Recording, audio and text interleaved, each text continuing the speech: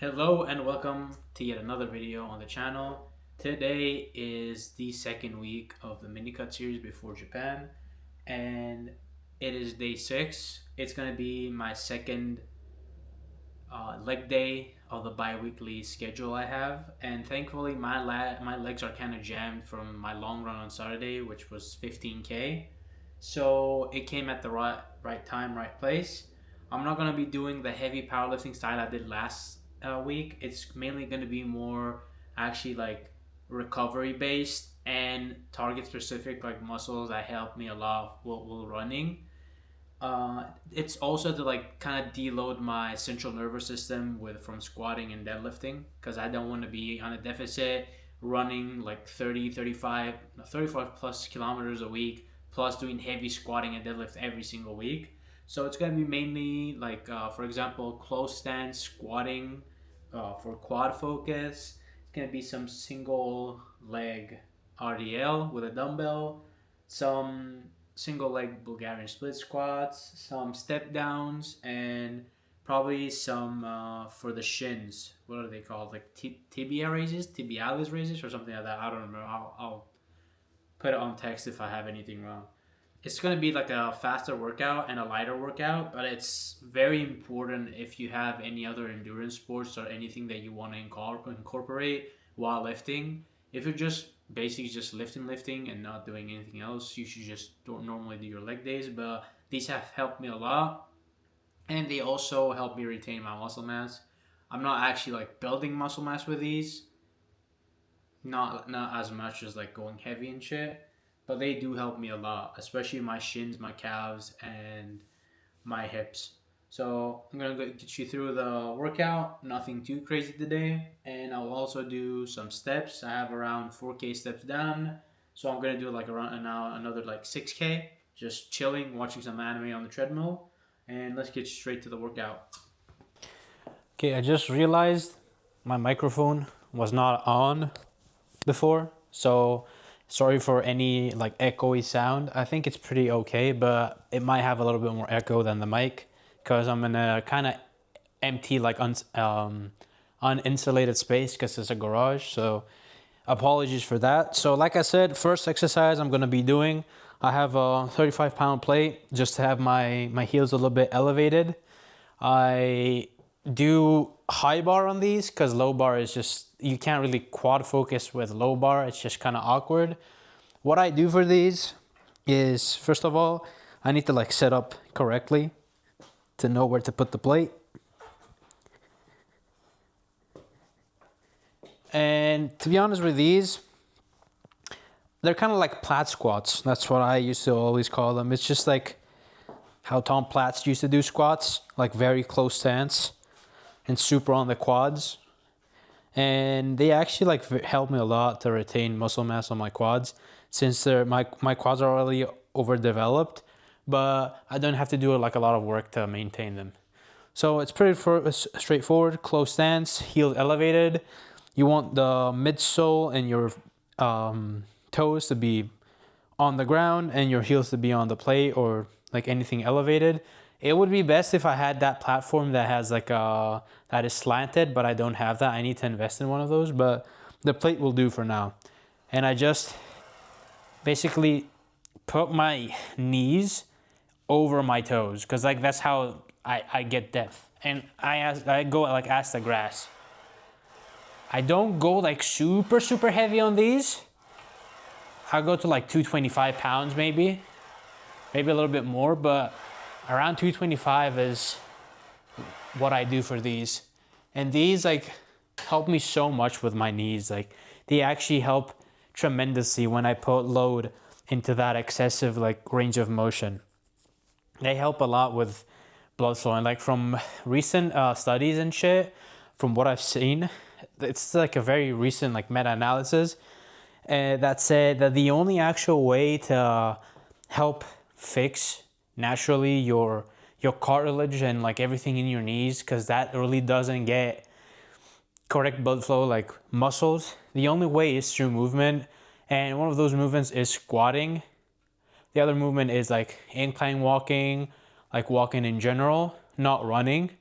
And cycling, of course. Cycling, like bicycle, is one of the best. Like when I had my ACL torn and I was a kid, every single doctor was like, you know something, since you're like a kid still, just start cycling. And that's what I did, and it actually helped my leg a lot. But squatting is also one of them because it forces blood flow through the muscles around the knee to feed it nutrients and blood flow so it can heal. So that's why these feel like so good. One very good creator to actually like tap into, like kind of like a rabbit hole, is knees over toe guy. He's like super popular. He's been super popular for like a long time, and a good reason. He has like insane videos if you actually want to fix your mobility and your knees in a natural way, and you will like actually feel like your knees are like insanely healed. Like I don't know how that guy is a genius. But I'm gonna put on some weight.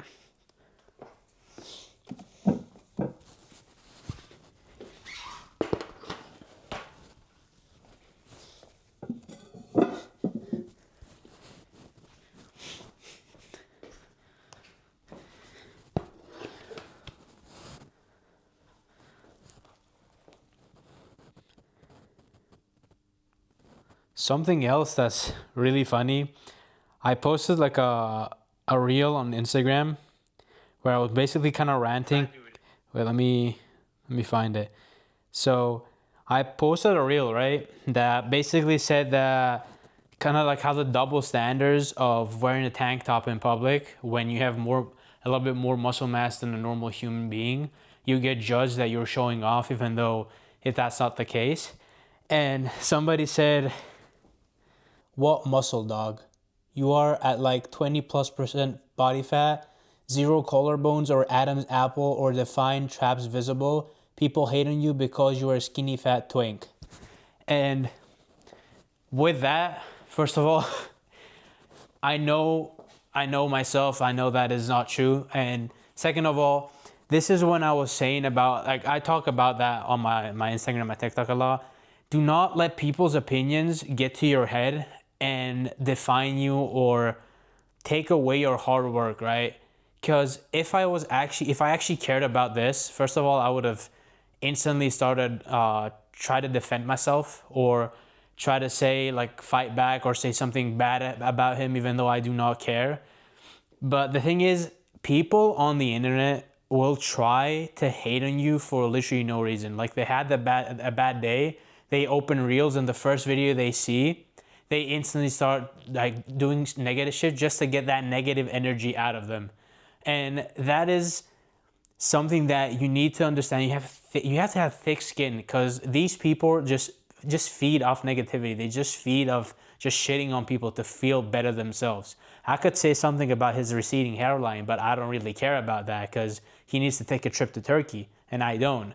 But that aside from that, do not let negative things and like especially negative opinions define you or make your day way worse than it should be. Like why would I let one comment for that ruin my whole day? That is just so dumb. But myself from like 5-6 years ago would probably actually feel like I would probably be thinking about this comment the whole day and I would probably feel so insecure.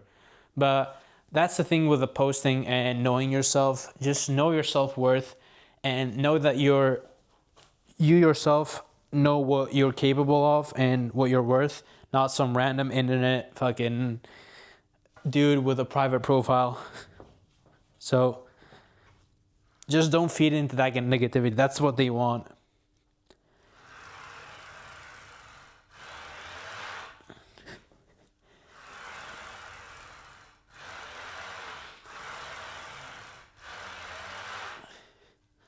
So I'm warming up.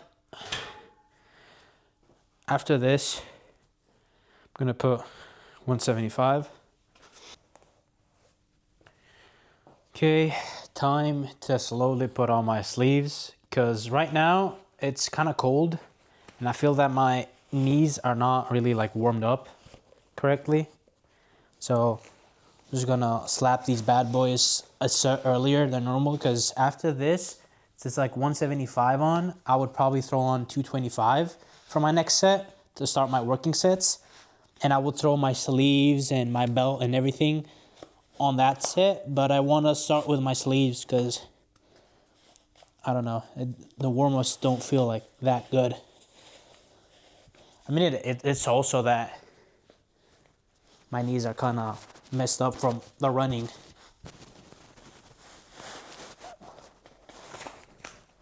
Well, these bad boys are. One tip for knee sleeves to last longer, not last longer particularly, but one thing to make them tighter again, I think you can actually boil some water and throw them in like boiling water or like very warm water. Not actually boiling, but since it's neoprene, I think that's what this material is, it actually becomes like almost like tighter than it when you first bought it. I haven't tried it yet, but I've heard it back in my powerlifting days. Also, now that I see them, because I leave all my sleeves, and my sleeves like never stink. Other people's sleeves, dude. We had one dude, one of my close friends, he had his sleeves in his bag all the time. I think he never washed them. Dude, one time he told me something to like get like something from his bag in the gym. Dude, I opened that bitch up and I get hit with the biggest giga dose of like stank I've probably ever like smelled in a long time, especially coming from a human being. And I'm a plumber, right? I've smelled some hideous things in my life, but that smell is still so stuffed in my nose. You know how humans can like really remember certain smells? I see sleeves and I still get hit with PTSD with that. I was like, bro, you have like a sitting atomic bomb in your fucking backpack. We could literally go to a place, just open your bag and rob that shit, because everybody would just drop dead. And he was just laughing. That same dude, by the way, first of all, that dude was like fucking jacked. He's still jacked. Insane genetics. But back then, he also used to leave his like I think he had like a shaker in there from a protein. I don't even know how many days, weeks, or months that shit was in there. Yeah, do not ask about that smell.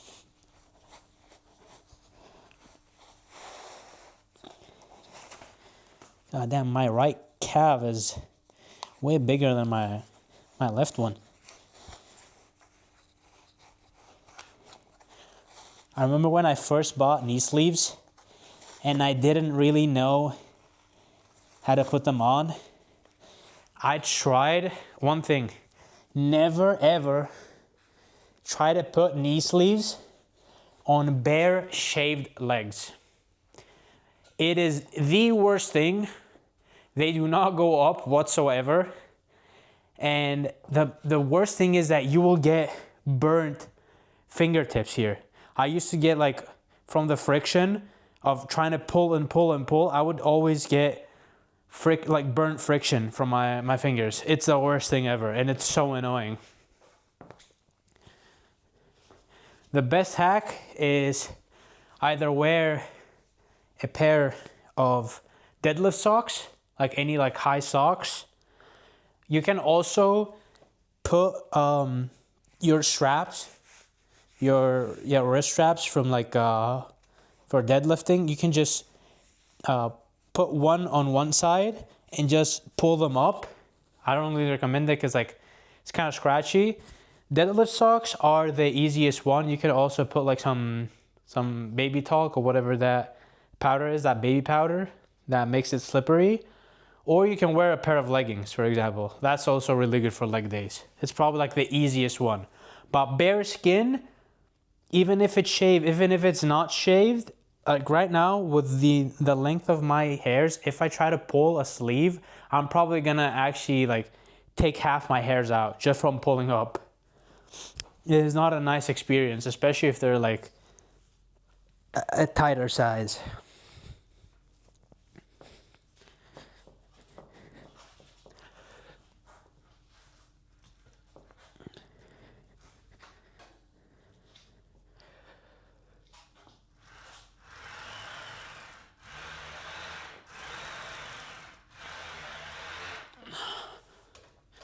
Okay, that felt okay. Let me load 225 on. Okay, time to do my first working set. I think that with my waist getting smaller, I'm kind of running out of space of this SBD belt. I should have not have bought it on large back then.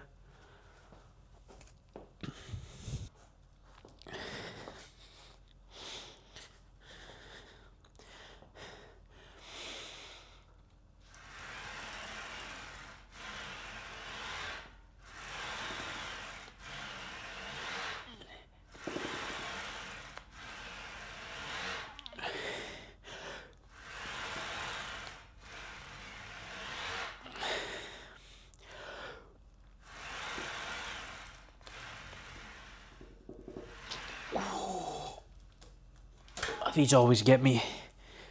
Whew. The curve of difficulty just goes from 0 to 100 like super fast. The difficulty on these just go from 0 to 100 like super fast. And god damn, my quads give out like super fast. And that's a good thing, right? But I can't really like pull a lot of weight on these, even though this is not a bad weight, right? Like 225, sometimes I do like 240, 245. It's not a bad weight for like 6, I think reps, or 5, I think 6. And they do the job for my quads and my knees. And since it's kind of like a very specific way of squatting, it's super difficult compared to like the other, where you can put more back into it, more glutes, more hams. But these are super good. These are also like very good supplementary work for normal squats. That's what I found. One more set of these. I will record it. I don't know if I'm gonna put it in the video because it might get too long, but I will record it for sure. If you don't see me on these, I will see you on single leg RDLs. I will probably do them on the Smith, to be honest. Yeah, I'll do them on the Smith. Time for another set. And let me tell you, anybody that needs to tap into this is called Japanese math rock. And it is actually such a good genre. Like if actually anybody wants some recommendations, let me know. I'm tapped into that and it's actually so good. Such a good genre. So different, so refreshing.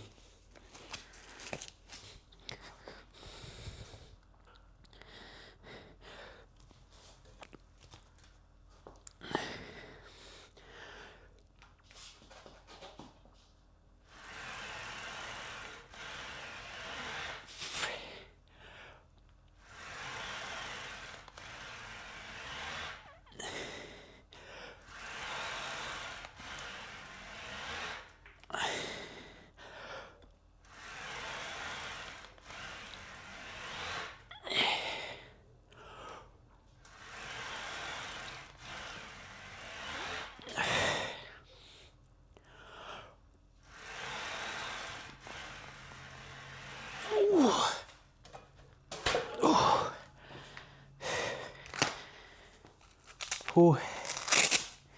Moving on to the next set, the next exercise. Okay, moved on. Next exercise is single leg RDLs. I have the setup right here, as you can see.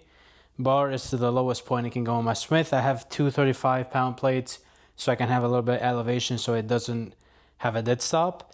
And what you only just basically need is just set up your foot close to the bar, just as you would do a normal RDL, and just put your one foot,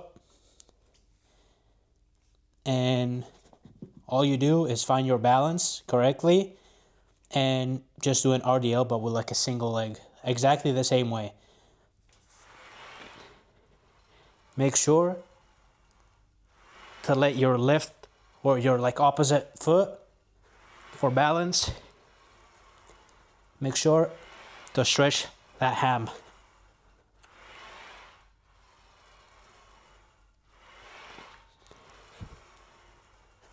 Ooh, these are always so good.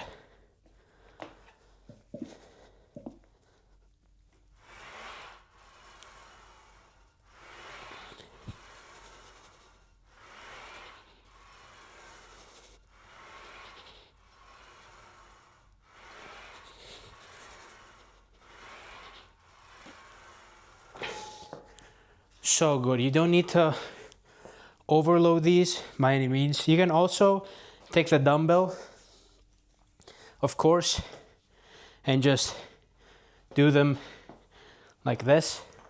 Oh, damn. Just do them, like I said, normal stance. You can even hold the dumbbell with 2 hands and focus on the stretch. Your other leg is for counterbalance. Do the same motion.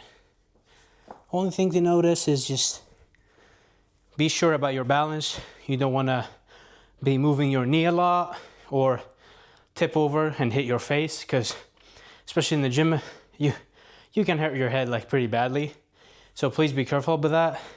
Even if you want to, when you start doing this exercise, you can also hold, but not actually support your weight, just for your mind to understand that I'm holding on to something just for safety. Or even having your hand close, so you can be able to grab and like stop your motion. Because if you tip forward and you have nothing to touch, you're probably gonna get hurt pretty badly, and you're probably gonna be put on a meme video somewhere online. So that is pretty much about the exercise. I don't like super loading it, because right after this exercise, I'm going to be doing single leg split squats, and those two together, back to back single leg, just fry my legs.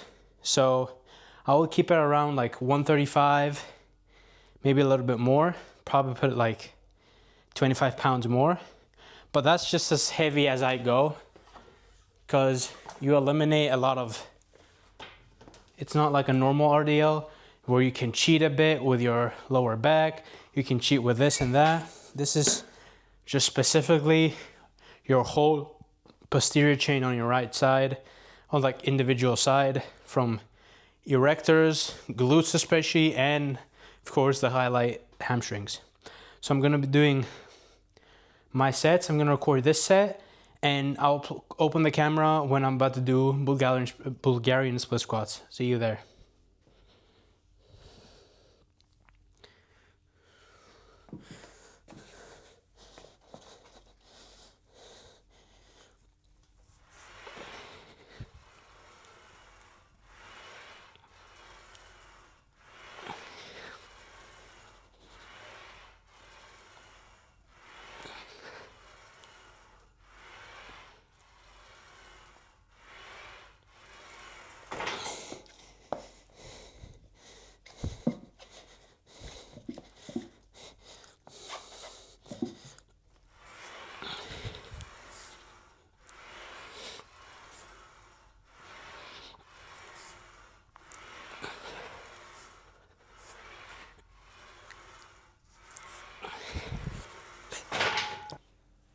Okay, moved on. Next exercise, Bulgarian split squats. Need to set it up correctly.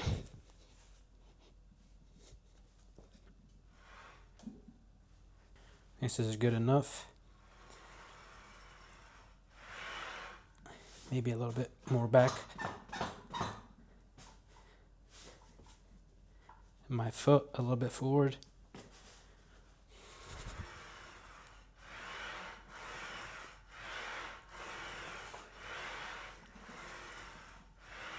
Oh, my legs are so cooked, man.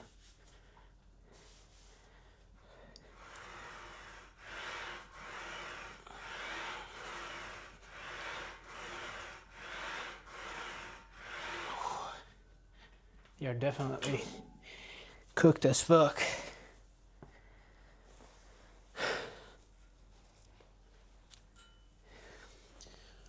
Okay, for my final superset, the last 2 exercises I'm gonna do, I don't know if I'm gonna do any more. I don't think so. I think my legs are kind of fried, especially after those Bulgarian split squats. They're destroyed.